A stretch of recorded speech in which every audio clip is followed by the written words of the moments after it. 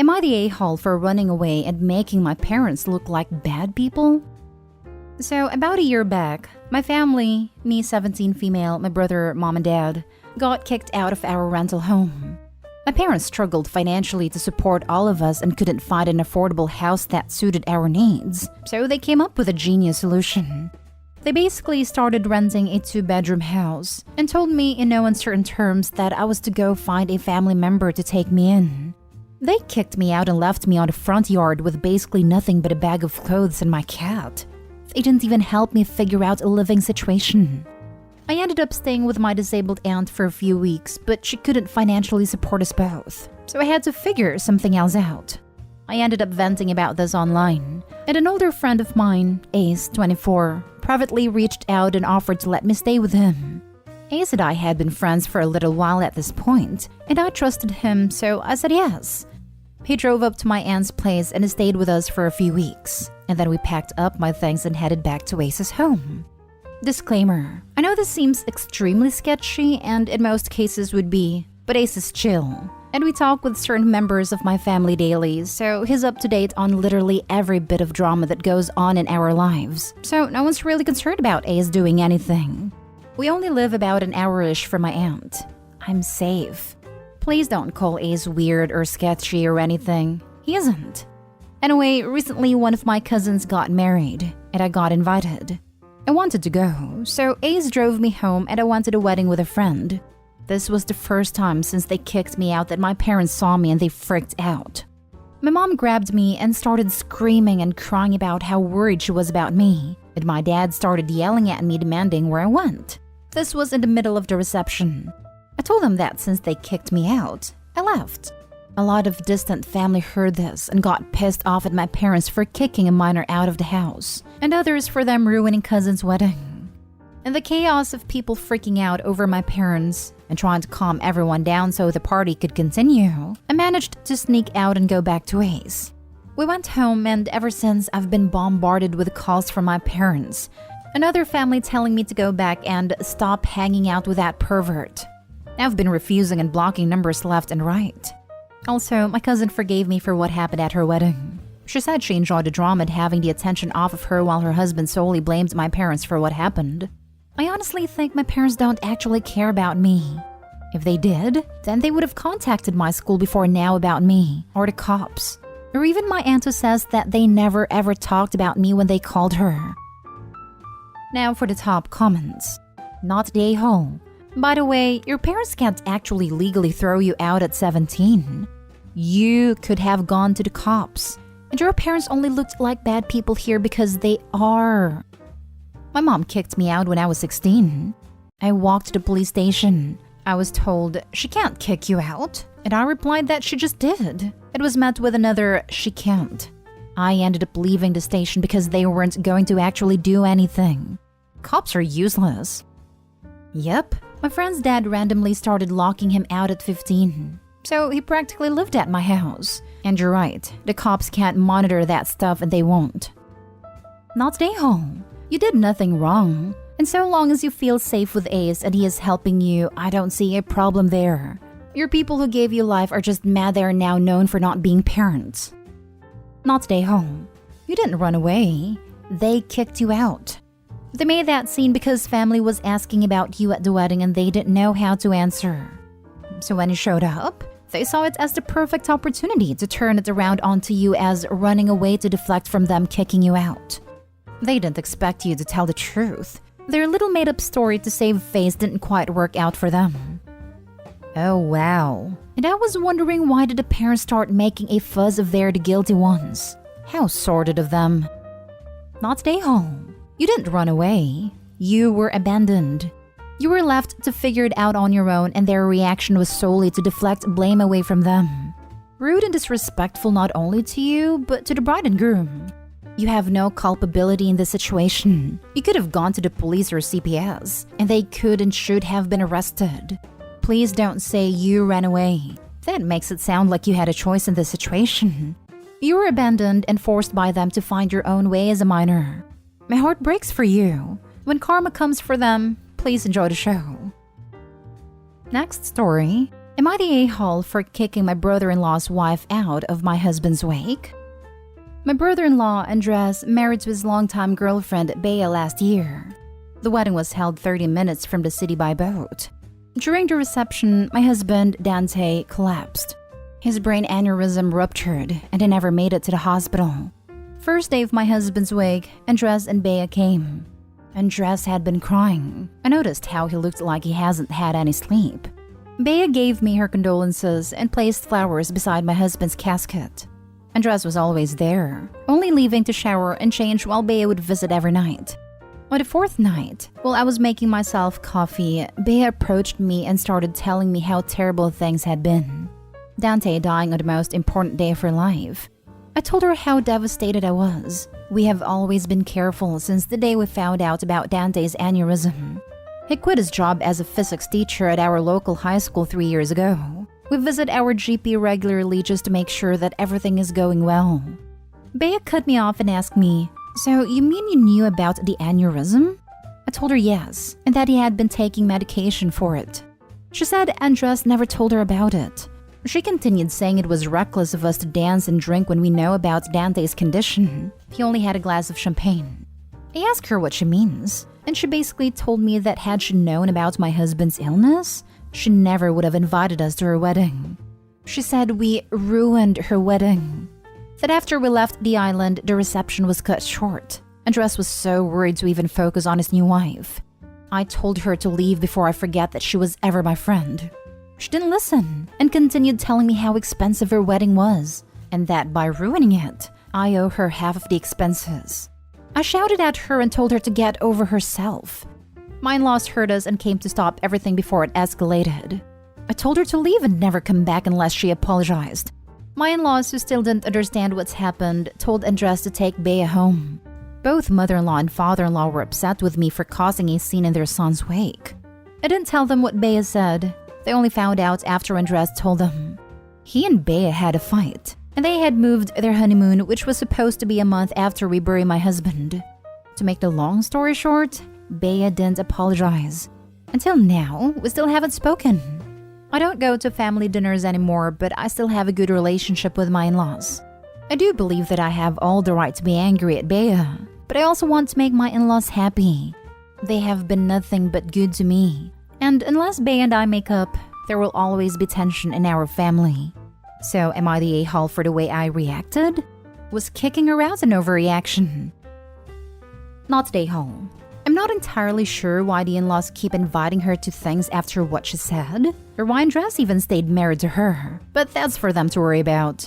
You are under no obligation to go out of your way to socialize with someone who refuses to acknowledge their breathtaking insensitivity and self-centeredness. This, and this. Every word. I am flabbergasted. You went as far as commiserating with her on your own husband's wake. Because, yeah, it does suck to have this happen on one's own wedding. But this was already very, very mature of you. What you got after was just, wow. I especially loved the pettiness of asking for a refund. Yes, like it's okay for Bea to have these thoughts. Emphasis, thoughts. Because grief does weird things to people. And it was her wedding. But you know who you never freaking ever express those thoughts to? The goddamn widow or grieving family. Like, holy crap. Keep it to yourself and or your therapist. And then the part where she asked to be reimbursed. Holy chips. That was so far over the line she's been lost to the sunset. Not today, OP. Look, it's her wedding year and it was completely inconsiderate of OP to lose her husband during that year. Not a-hole. She basically said your husband died on purpose to ruin her wedding. That is beyond a-hole. It's cruel, insensitive and all that. For me, that would be lifelong no contact.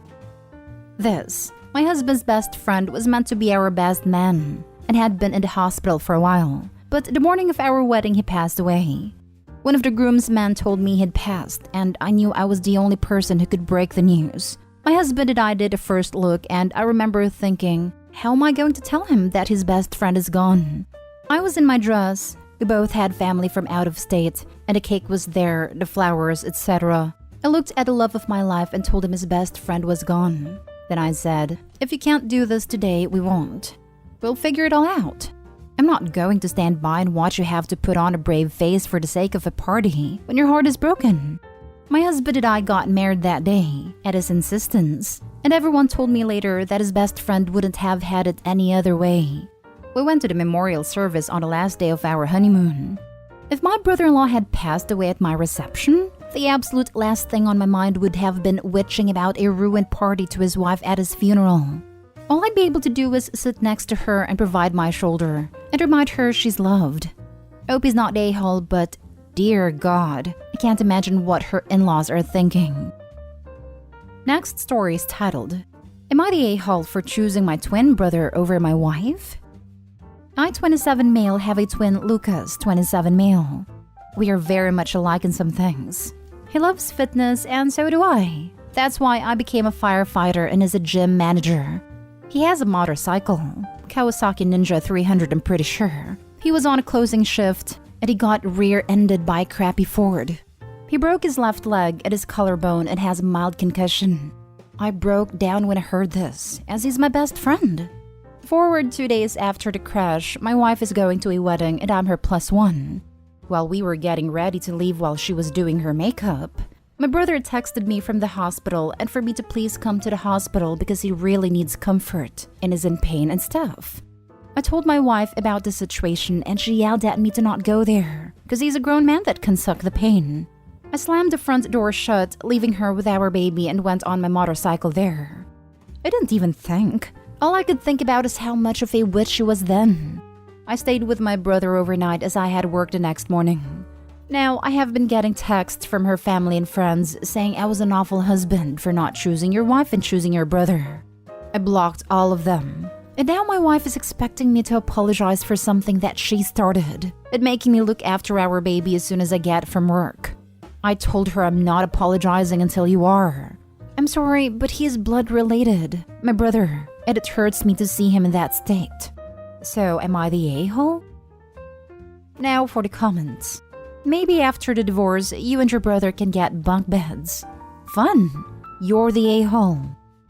So you ain't even gonna bring up the fact that she said that he could suck up the pain and that she thought a wedding was more important than supporting a family member in need. It was 2 days after the crash. There was no immediate threat. The twin just wanted comfort, and they had a prior obligation. I'd be mad too. The brother wasn't in any life-threatening scenario where going to a wedding would cause Opie to miss anything. Especially as it sounds like the wedding was local. Not any overnight or anything. So yes, Opie's the a-hole all around. What's the dude going to do for his brother? Hey bro, how you doing? You okay? And magically the brother will get better and go water skiing? You're the a-hole. It sounds like you didn't want to go and this was a perfect excuse. Have you ever heard of this amazing concept called emotional support? Dude just got into a major accident that probably scared the absolute crap out of him and is now alone at a hospital in pain. Opie shouldn't have left the way he did, although I understand being angry at that rather heartless comment she made. But if my sister was in the same situation, I wouldn't be going to a wedding instead of going to comfort her. I would expect my wife to understand that, and I know for a fact that my fiancé would understand. You don't visit people in the hospital because you can fix it. Also, if he just wanted an excuse not to go, he wouldn't wait until his brother asked for him when he was already about to attend. Or are you suggesting he asked his brother to call him at that moment like he was a friend getting him out of a bad date? Edit. When I mean taking care of our baby, I mean not doing nothing. We made an agreement before she was born what jobs we would do. Example, she does the feeding and the nappy changing, and I feed her at night and put her to sleep. I'm not a bad father, I'm just a witch sometimes, and I get I overreacted and shouldn't have left. So, yeah. Now for the last story, am I the a-hole for telling my coworker she got what she paid for? So I, 20 female, work with this woman, Julia, 25-ish female, not her real name, and she recently got engaged. A group of us were talking in a break room, and Julia was complaining about how she wanted engagement photos, but professional photographers were too expensive. One of our coworkers then mentioned that I got a really nice camera as a Christmas gift, and that I could probably take pictures for them. Hearing this, I immediately said, yes, but I'm not a professional or anything. I just take pictures of my dog and stuff. Julia told me that a nice camera is a nice camera, and a photographer doesn't matter. She asked if I'll take free pictures for them, and I said I would. I know, I'm dumb, but I wanted to be nice and I felt kinda trapped because she asked in front of everyone. We have the photography session and it went pretty well. The pictures turned out pretty nice, and I spent a lot of time teaching myself how to edit them for her. Yesterday, I brought a few of the edited pictures to work for Julia to take a look. The pictures aren't at a professional level or anything, but I thought they looked pretty nice. Julia didn't agree, I guess, because she said, oh, these are okay, but I guess I was expecting something different. I have a little bit of a big mouth and a short temper, so here's the part where I may have been the a-hole. I said, well, you don't have to be a witch about it. You wanted free pictures and you got what you paid for. Now, I'm refusing to give Julia the rest of the photos, and some of our coworkers are accusing me of overreacting and being too sensitive. Am I overreacting? Am I the a-hole here? Not the a-hole. I'm a professional photographer, and honestly, I hear this all the time. Julia told me that a nice camera is a nice camera and a photographer doesn't matter. It makes me furiously angry every time I hear it. I spent years learning how to be a good photographer, and it has nothing to do with the camera. I can take better engagement pictures with my phone than a non-trained photographer can with an expensive DSLR. Julia's ignorant and selfish and wants professional quality for free. Also, as a professional, I will tell you that the client never gets all the pictures I take. I edit photos and I present the best of the best. So there's no reason you should give her all the pictures. Give her the ones you are proud to share with her and others and be done with it. And word of advice, people who put down a profession and want something for free are always going to be problems. Don't let yourself get sucked into this again. If I don't understand it, it must be easy. Seems to be quite a commonplace line of thought. Or, most of the technical skills required are subtle or hidden, so I can call it easy and demand it free. Not the a-hole. Julia sounds like she belongs in r/choosing beggars, although I think I'd give Julia the unedited photos, since you weren't charging her in the first place, and let that be your wedding gift. By the way, I work with a guy who started taking free photos for people and got really good at it, so now it's his side hustle. So if you're interested, don't give up. Not the a-hole, but you're not doing yourself any favors professionally. It will cause you more workplace drama if you continue to hold on to the photos. You agreed to do the photo shoot and are now withholding the photos. Regardless of the reason, some people will perceive you as unreliable and emotional because of this choice. Your coworker was wrong, but you chose to put yourself in the position of getting involved with her outside of the workplace. It would be best for your reputation to apologize for the way you worded your response. Explain that you were hurt because you tried your best and hand over the photos.